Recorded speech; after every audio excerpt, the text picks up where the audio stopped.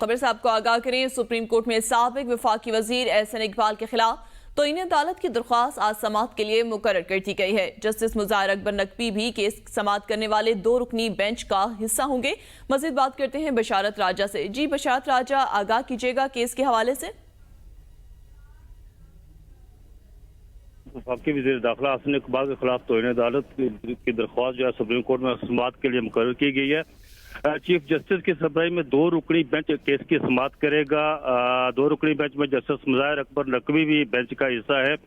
مولوی اقبال حیدر نے 2 مئی 2018 کو سابق وفاقی وزیر داخلہ کے خلاف توہین عدالت کی درخواست دائر کی تھی، اور درخواست میں انہوں نے استدعا کی تھی عدالت سے کہ وزیر داخلہ نے جو بیانات جاری کیے ہیں اس وقت وہ توہین عدالت کے زمرے میں آتے ہیں۔